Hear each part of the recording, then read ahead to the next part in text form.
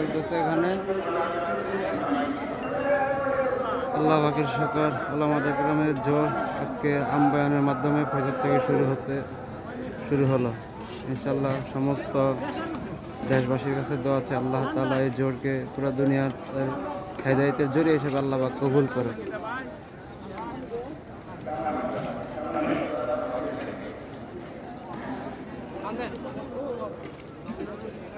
Light লাগাইলেন।